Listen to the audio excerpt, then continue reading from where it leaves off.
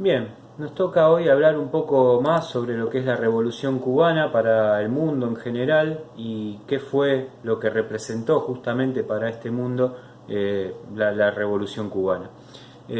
Para eso tenemos que recurrir un poquito hacia atrás. Yo ya había hablado algo de lo que era la Revolución Cubana, pero me voy a ir un poquito más para atrás en cuanto a lo que había sido la consecución de hechos que llevaron a que Martí nos hablara del neocolonialismo, que era una forma nueva de dominar de alguna manera al territorio americano. Y ese neocolonialismo estaba basado fundamentalmente en la parte económica, ¿no? En el dominio por parte de un capital mucho más fuerte que era el del imperialismo en ese tiempo, que en América estaba representado por los Estados Unidos y en donde ya los jóvenes hablaban incluso de la participación nefasta que tenía Norteamérica sobre la Constitución con la famosa enmienda Platt.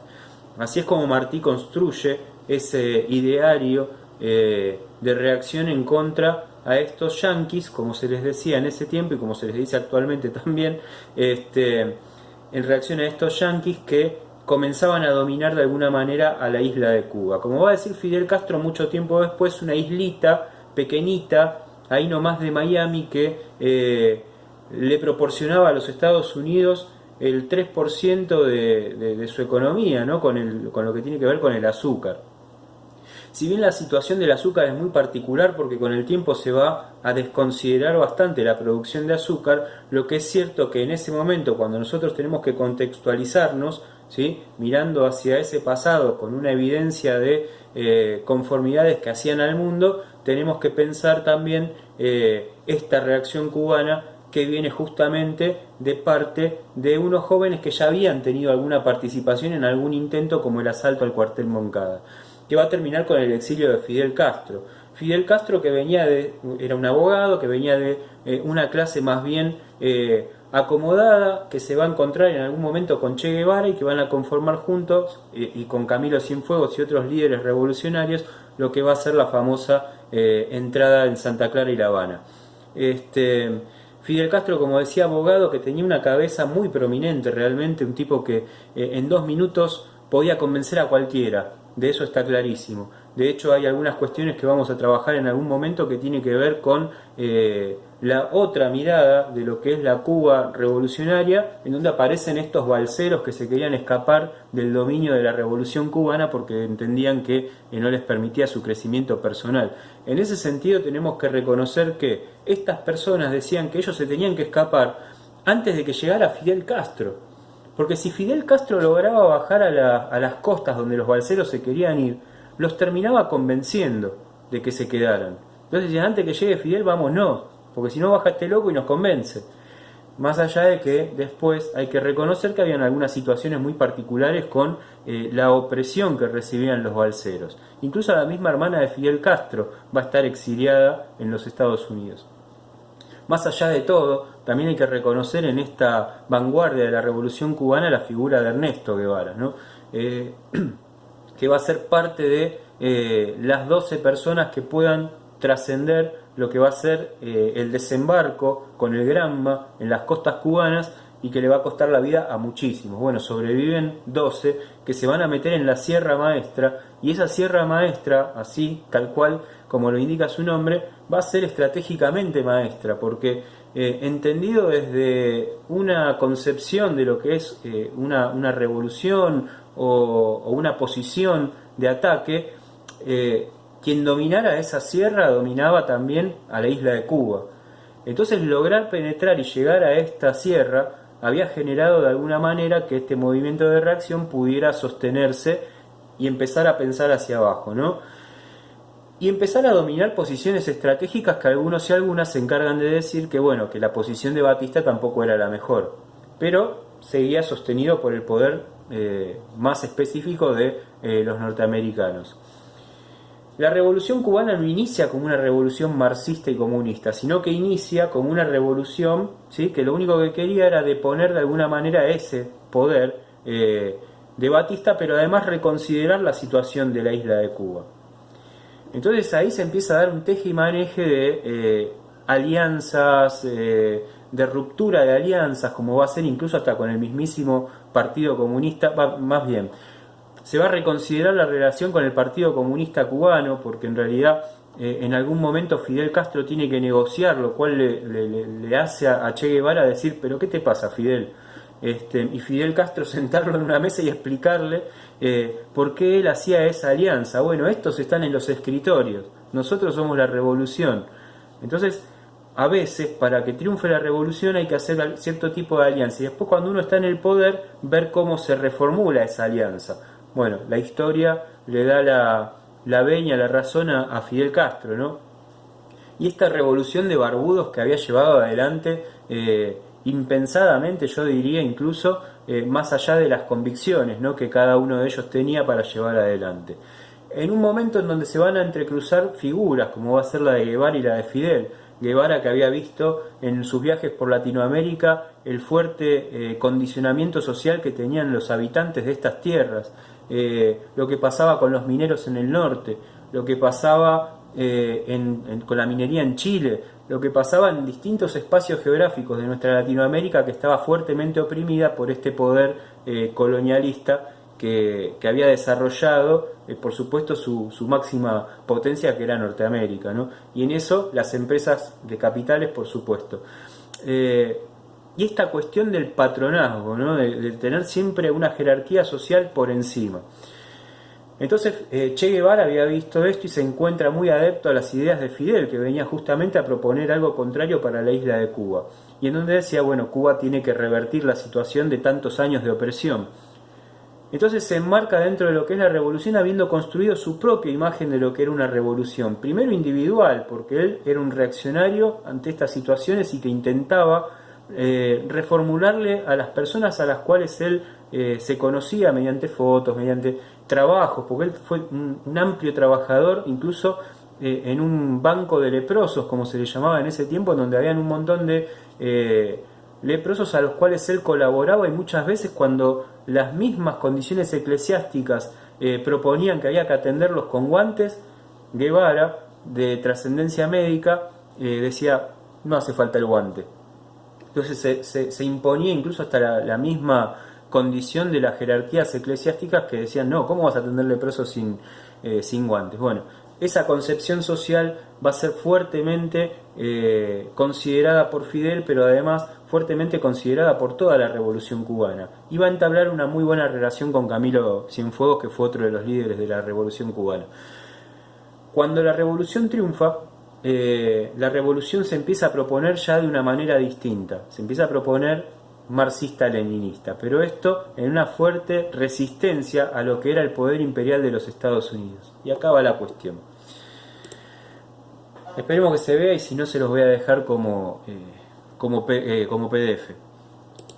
Las causas de la Revolución Cubana, bueno, lo que yo estaba relatando recién, que la isla de Cuba en 1898, cuando este país fue derrotado por los Estados Unidos, ¿sí?, empieza a plantear de alguna manera, cuando Estados Unidos derrota a España, empieza a plantear de alguna manera su verdadera independencia. En los años siguientes lo que sucede es algo como lo que va a ser la enmienda Platt, que proponía la participación directa de los Estados Unidos sobre la constitución de Cuba, o sea, la constitución de un país, Estados Unidos influenciando con una enmienda. Entonces después, en 1934, esta enmienda va a ser abolida, ¿sí? Sin embargo, Estados Unidos mantuvo su influencia sobre Cuba, generando hasta la disposición de casinos, es decir, Cuba, lo dije la otra vez, se va a transformar en un Las Vegas, la isla de Cuba, un Las Vegas, un Caribe de casinos para los Estados Unidos, que también representaba una influencia fuerte para su economía, además del azúcar, ¿no? Entonces, ahí Cuba empieza a tener una mayor dependencia y por supuesto va siendo el azúcar, como dice acá, la mayor exportación de la isla. Esto lo venimos diciendo porque es muy importante, hasta el mismo Eduardo Galeano habla del tema. Durante la primera mitad del siglo XX se suceden en Cuba una serie de gobiernos caracterizados por su corrupción y autoritarismo, algo que es lo que Fidel está denunciando. Entonces en 1952 Socarrás sufre un golpe militar encabezado por Fulgencio Batista. Es decir, se puede entender incluso una dictadura dentro de la dictadura, ¿sí?, que va a ser patrocinada por los Estados Unidos, que ya estaban empezando a influir en su pensamiento doctrinario con dictaduras militares para poder ejercer su dominio de manera indirecta sobre unos espacios económicos que empezaban a responderle a ese tipo de poder. Es decir, Batista tenía una mirada fuertemente adoctrinada por el imperialismo norteamericano, ¿no? Bueno, cuyos intereses económicos acá dice, ¿no? Controlaba el 90% de las minas y de las haciendas, el 40% de la industria. Acá viene lo azucarero, ¿sí? El 80% de los servicios públicos y el 50% de los ferrocarriles, ¿no? Entonces una Cuba fuertemente desarrollada en detrimento de una gran potencia como lo era los Estados Unidos. Y Batista aparece como el nexo entre una y otra. La isla estaba en este periodo completamente entregada al capitalismo norteamericano. ¿Sí? Acá tienen cómo es la estructura de la isla de Cuba, ¿sí? La fuerte condición agraria, el desarrollo del ferrocarril, las empresas, ¿sí? Que empiezan a hacer un fuerte dominio sobre estos espacios rudimentarios. Hacia la década de los 50, Cuba tenía un elevado ingreso per cápita gracias a sus exportaciones, ¿sí? Sin embargo, existían profundas diferencias sociales. No era lo mismo el latifundista que quien trabajaba para el latifundio. Y esto lo ve Guevara muy bien en su desarrollo como ministro de Economía. Y es una de las cosas que se va a encargar de denunciar en su discurso en la ONU. Por lo tanto, existía un gran descontento popular, porque también había un alto índice de desempleo, ¿sí? Esto va generando algunos intensos levantamientos. En el desarrollo de la revolución, ¿sí? Nos encontramos a Fidel Castro y varios de los insurgentes que son capturados en ese fallido intento de Estado, golpe de Estado, para que luego Fidel funde en 1955 el movimiento 26 de julio. El 26 de julio de 1953, el joven abogado cubano Fidel Castro, junto a 200 hombres, intenta derrocar a Batista con el asalto del cuartel Moncada, pero fracasa, es apresado y luego exiliado. Esta amnistía y este destierro también tiene que ver con sacarse de encima a un líder revolucionario que estaba pronunciándose con ideas bastante insurgentes o contrainsurgentes, como lo entenderían después. Entonces reorganiza esto y ahí es donde aparece la figura de Guevara, que es presentado como un médico de amplias posibilidades de trabajo para la Revolución Cubana. En diciembre del 56, Castro retorna a Cuba de forma clandestina a bordo de un yate que es el Granma, desembarca en Turquino y se adentra en la Sierra Maestra, donde recibe el apoyo de gran parte del campesinado, pero esto no se da de una manera rápida y directa, sino que tienen que convencer a estos campesinos de que son oprimidos. Los campesinos a veces caen en un innatismo en donde no se produce la fuerza de reacción. Y Fidel, con esa voz de mando que tenía y ese don de convencimiento, y recurre a Cienfuegos y a Guevara, que también tenían las mismas estructuras de trabajo, si bien de distinta índole, logran convencer a un montón de campesinos que no sabían de armas ni sabían de nada, de estrategia militar, algunos, otros sí, y les entregan armas que venían propinadas por otros espacios armamentísticos. Por supuesto, ahí el PC cumple algún tipo de trabajo interesante, y que empiezan a, de alguna manera, pronunciar un ejército mucho mayor. A esto también hay que hacer la siguiente salvedad. Se van a producir fusilamientos dentro de la Sierra Maestra. Sí, entonces Guevara va a decir en la ONU mucho tiempo después, ¿fusilamos? Sí, hemos fusilado. Pero no fusilábamos a cualquiera. De hecho, grandes fusilamientos se han producido también a aquellos que en nombre de la Revolución Cubana le quitaban a los campesinos lo que tenían y aparte, en algún caso particular, incluso hasta violaban a las mujeres, ¿no? En nombre de la revolución. Bueno, esas personas después eran juzgadas y fusiladas por el Tribunal Revolucionario, ¿no? Hay que entender también ese momento. Después cada uno saca sus propias conclusiones. Yo ahora lo que les estoy haciendo es trasladar, digamos, una de las visiones de todo este movimiento. El 1 de enero de 1959, Castro entra triunfante a La Habana. Guevara lo había hecho en Santa Clara. El encuentro se iba a producir de estas dos figuras justamente en La Habana, ¿no? Esta construcción gradual de lo que va a ser la Sierra Maestra se ve propensa de esta manera, por supuesto, ¿no? De aquel desembarco de 12 personas que parecía que no iban a tener grandísima trascendencia en lo que era Cuba, a empezar a armar un movimiento de incluso campesinos que van a responder a la revolución y que está diciendo algo, por supuesto. Está diciendo que el pueblo de Cuba era fuertemente oprimido por el gobierno de Batista, que el pueblo de Cuba generaba altos índices de desempleo mientras la exportación le generaba grandes ingresos a Cuba, ¿sí? Entonces la pregunta era, ¿dónde va todo ese dinero? Y esa es una de las grandes preguntas que traslada Fidel Castro justamente a este cuerpo revolucionario. Bueno, acá tenemos a los guerrilleros revolucionarios en Sierra Maestra. El 1 de enero de 1959, como decíamos, la revolución triunfa. Acá tenemos la foto del Fidel triunfante. Fulgencio Batista va a huir a Santo Domingo y después se designa presidente Manuel Urrutia Leó, que en realidad va a durar muy poco tiempo porque el poder desde las sombras era ejercido por Fidel Castro. Hasta ahí la revolución todavía no era marxista-leninista, aunque el poder efectivo, como dice acá, estaba en manos de Fidel Castro, primer ministro, ¿sí? Que era como una especie de antesala de su futuro. En julio del 59, Urrutia, descontento por la negativa de Castro a celebrar elecciones, fue sustituido por Dorticós. Acá está Urrutia con Castro con Guevara y Cienfuegos, y acá está Dorticós, que reemplaza a Urrutia. Al fracasar su intento de establecer relaciones diplomáticas o comerciales con los Estados Unidos, Castro negocia acuerdos de armamentos, créditos y alimentos con la Unión Soviética, y ahí sí se declaran marxistas-leninistas. Nacionaliza los recursos del país, produce una reforma agraria muy importante basada en la colectivización de las propiedades, que esto es algo que va a fundamentar teóricamente Che Guevara, y establece un Estado socialista. De partido único, el Partido Unido de la Revolución Socialista, más tarde llamado Partido Comunista Cubano, cuya secretaría general asumirá el propio Fidel Castro, ¿sí? Estas medidas y la depuración que llevó a cabo de sus rivales políticos provocaron que muchos cubanos, principalmente de las clases altas, que habían sido los grandes terratenientes de Cuba en ejercicio con el doble dominio de los Estados Unidos, se tuvieran que exiliar, ¿sí? No es que se exiliaban los campesinos en ese momento, se estaban exiliando las clases altas que habían dominado por muchos años tierras agrarias que les venían perteneciendo desde tiempos anteriores, en detrimento, por supuesto, de los grandes campesinos. Y acá tenemos que hablar de dominaciones coloniales incluso, ¿sí? No nos podemos desentender de esa parte de la historia.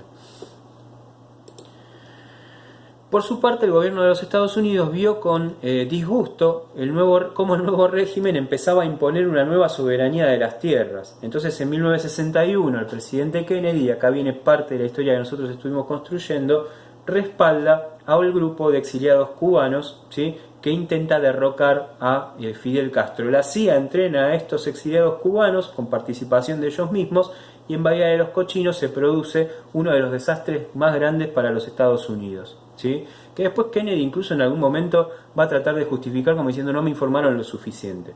Este movimiento de exiliados incluso va a tener una fuerte preponderancia hacia los 80 y los 90. También van a seguir intentando, desde una doble organización, poder derrocar a Fidel Castro, ¿sí? Van a haber una serie de movimientos también que van a ponerle bombas al turismo, a los hoteles cubanos, y que va a ser fuertemente condicionada, repelida por Fidel Castro. Si Fidel también tenía una cabeza prodigiosa, incluso hasta en la forma de espionaje. Fidel se enteraba antes de lo que iba a pasar.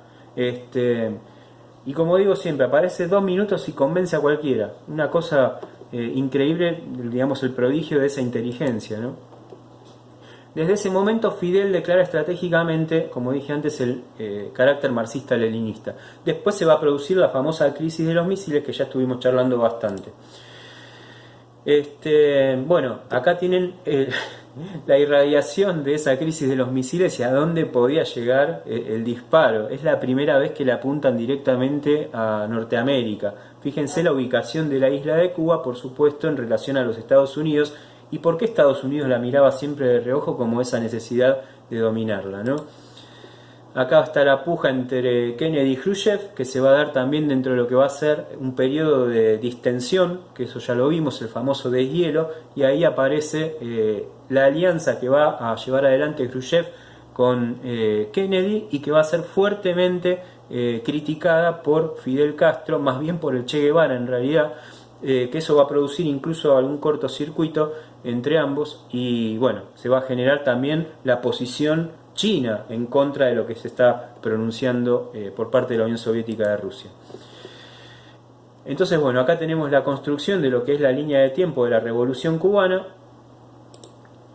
Las repercusiones en América Latina, por supuesto, van a existir, se van a desarrollar sendos movimientos comunistas con la representación como bandera de Guevara y de Fidel Castro, más bien de Guevara, ¿sí? Porque Guevara, si tiene algo de distintivo sobre la figura de Fidel, es que Guevara muere peleando, ¿no? Guevara se fue a pelear al Congo, siendo parte todavía de la Revolución Cubana, a entrenar a los guerrilleros congoleños, y después de allí se va a participar de la revolución en Bolivia, lo cual es trágicamente el final de su vida, que después ya en algún momento retomaremos. Espero poder tener tiempo en este año para poder hacerlo.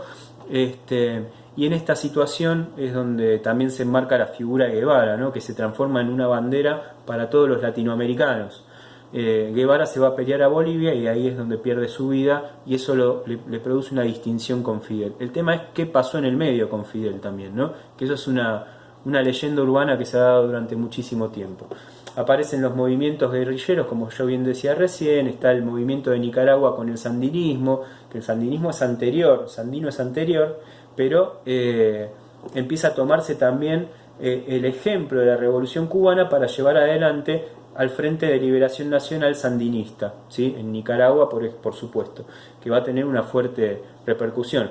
Los Tupamaros, lo que pasa en El Salvador, ¿sí? Todo esto después va a ser retomado, incluso la teoría guevarista, en los tiempos de la dictadura militar argentina. Por eso es tan importante hacer hincapié en esto. Los fuertes movimientos guerrilleros que van a aparecer en la Argentina, acá lo ven a Santucho,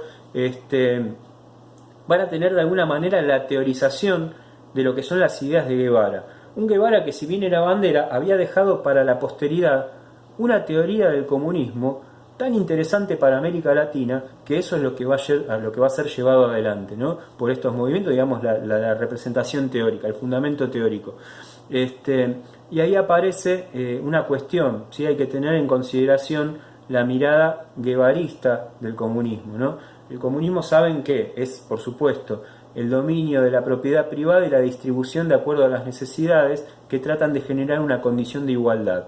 Y acá viene una pregunta que vamos a volver a retomar en algún momento, porque no nos va a dar el tiempo, si no se me va a extender mucho el video, y que tiene que ver con la otra mirada sobre la Revolución Cubana. ¿Qué pasa en una revolución que durante muchísimos tiempos se traduce en poder, cuando uno ve que la cúpula se autodetermina de una manera, ¿sí? Y por debajo de ella la pobreza, ¿sí? Y el condicionamiento no está a la par de lo que se está generando hacia arriba? Y acá hay una cuestión que después la vamos a tratar de trabajar incluso con películas, ¿sí? ¿Qué pasa con la Revolución Cubana en el tiempo? ¿Cómo son los movimientos de reacción contra la Revolución Cubana también? ¿Y qué pasa con la perpetuidad de poder? Porque no nos olvidemos que toda teoría es muy buena, pero es desarrollada por hombres y mujeres. Es decir, que puede caer en el error la forma en la que se adapta esa teoría. Y la perpetuidad de tiempo hace la diferencia. Por eso decía, bueno, Fidel se perpetúa en el tiempo como líder de la Revolución Cubana y genera una mirada, ¿no? Que yo digo, bueno, Fidel desde su teoría bajaba y te convencía. Más allá de eso. ¿Y qué pasa con un líder que se muere mucho antes y se transforma en bandera? Yo creo, que esto es una opinión particular y me hago cargo, que no es lo mismo la mirada que hay sobre Fidel que la mirada que hay sobre Che Guevara. Che Guevara está mucho más considerado por la historia de la humanidad, ¿sí? Y por eso se ha transformado en una bandera, a la vez que Fidel también. Pero no tanto como Guevara, a mi modesto entender, en Latinoamérica, ¿sí? Entonces, bueno, eso ni en el mundo. Entonces eso también lo vamos a trabajar un poco. ¿Y qué pasa con aquellos exiliados cubanos que de alguna manera representan el ideal también de lo otro, ¿no? Acá les di una mirada, también hay que ver la otra parte de la moneda. Y tenía también preparado, que no lo vemos hoy, sobre el ESI, lo que sucede con los condicionamientos o no sexuales también y los trabajos sobre la mujer que han desarrollado en Cuba. Bueno, esto también sobre la Iglesia Católica nos va a quedar al margen. Les mando un abrazo y espero verlos pronto.